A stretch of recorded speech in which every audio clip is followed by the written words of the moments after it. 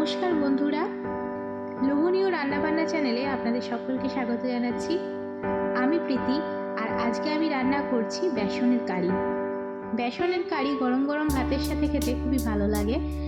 আর দেখে নিন এই বেসনের কারি রান্না করতে কি কি লাগছে।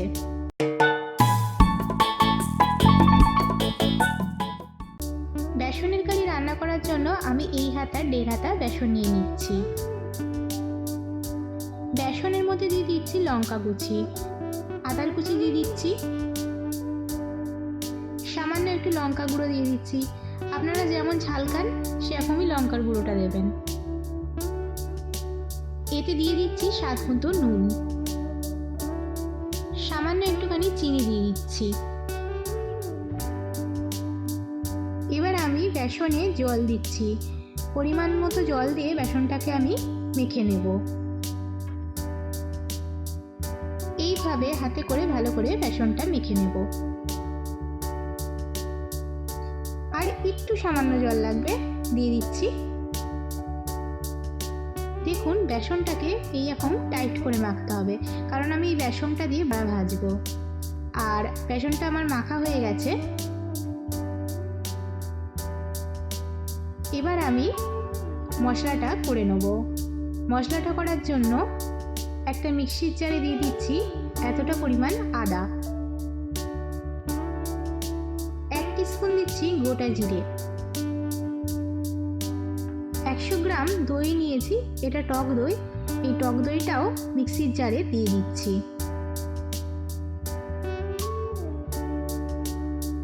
হাফ টিস্পুনেরও কম দিয়ে দিচ্ছি হলুদ গুঁড়ো। শুকনো লঙ্কার গুঁড়ো দিচ্ছি হাফ টিস্পুন। এতে দিয়ে দিচ্ছি 1.5 টিস্পুন চিনি, কারণ যেহেতু এতে টক দই আছে এর জন্য আমি চিনিটা 1.5 টিস্পুন দিয়ে দিচ্ছি। আর নুন দিয়ে দিচ্ছি স্বাদ মতো। এবার আমি এই মশলাতে সামান্য একটু জল দিয়ে দিচ্ছি। এই মশলাগুলো আমি বেটে নেব। আমি এর মধ্যে, এটা যেহেতু নিরামিষ করছি, এর মধ্যে আমি রসুনের কোয়া দিলাম না। আপনারা চাইলে 1 কোয়া কি 2 কোয়া রসুন দিতে পারেন। দেখুন মশলাটা বাটার পর দেখতে হয়েছে ঘোলের মতো। এবার আমি এর মধ্যে দিয়ে দিচ্ছি 1 টেবিল চামচ বেসন। এই 1 টেবিল চামচ বেসনটা আমি এই মশলার মধ্যে ভালো করে গুলে নেব। আপনারা এই বেসনটা যখন মশলাটাকে বাটছেন তখনও দিতে পারেন, কিন্তু আমি এটা এখন দিলাম। বেসনটা মশলাটার সাথে ভালো করে গুলে নিতে হবে। আমি এটা খুব ভালো করে গুলিয়ে নিচ্ছি। মশলাটা তৈরি করা হয়ে গেছে। এবার আমি গ্যাসটা জ্বালিয়ে নিচ্ছি। গ্যাসে একটা কড়াই চাপিয়ে দিলাম। এবার বেসনের বড়াগুলো ভাজার জন্য কড়াইয়ে দিয়ে দিচ্ছি সাদা তেল।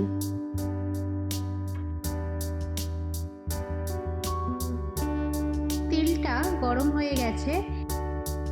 এবার আমি এরকম ছোট্ট ছোট্ট করে বড়া বানিয়ে, এরকম সাইজের বড়া বানিয়ে আমি একটা একটা করে তেলে ভাজার জন্য ছেড়ে দিচ্ছি।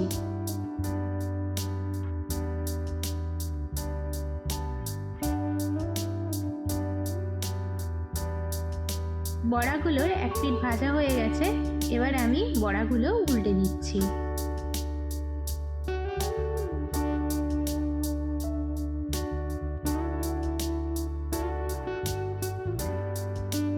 গ্যাসের আঁচটা একটু কমিয়ে দিলাম। বড়াগুলো ভাজা হয়ে গেছে। এবার একটা পাত্রে বড়াগুলো তুলে নিচ্ছি।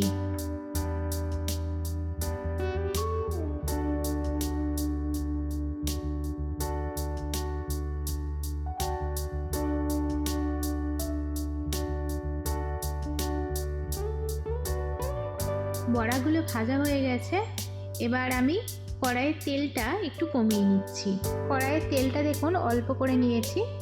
গ্যাসটা অন করে দিলাম। আবার ফোড়নে দিচ্ছি সামান্য একটু কালো সর্ষে, সামান্য একটু গোটা জিরে। গ্যাসের আঁচটা কমিয়ে দিলাম। এতে দিয়ে দিচ্ছি একটা শুকনো লঙ্কা। এগুলো দিয়ে ফোড়নটাকে কয়েক সেকেন্ড ভেজে নিচ্ছি। ফোড়নটাকে কয়েক সেকেন্ড ভেজে নিয়ে এবার আমি যে মশলাটা করে রেখেছিলাম সেটা আমি কড়াইয়ে দিয়ে দিচ্ছি।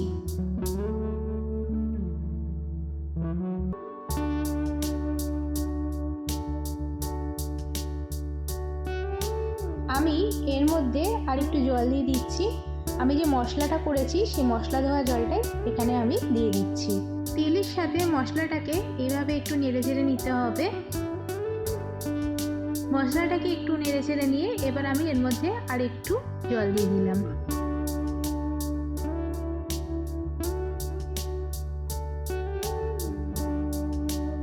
ঝোলটা দেখুন ফুটে উঠেছে। এবার আমি এর মধ্যে দিয়ে দিচ্ছি দুটো কাঁচা লঙ্কা। কাঁচা লঙ্কাটাকে আমি এভাবে ভেঙে দিয়ে দিচ্ছি। এখন আমি এই ঝোলের মধ্যে মিশিয়ে দিচ্ছি ভাজা বড়াগুলো। বড়াগুলো ঝোলের সাথে ভালো করে মিশিয়ে নেব। ঝোলে সামান্য একটু নুন দিয়ে নেব, কারণ নুনটা একটু কম হয়েছে। তবে আপনারা আপনাদের স্বাদ মতোই নুনটা দেবেন।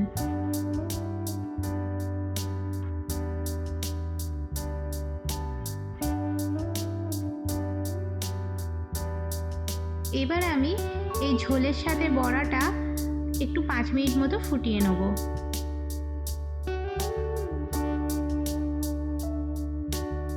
বেসন বড়ার কারি আমাদের হয়ে এসেছে। এবার আমি এর মধ্যে হাফ টিস্পুনেরও একটু কম গরম মশলা গুঁড়ো এর মধ্যে ভালো করে মিশিয়ে দেবো।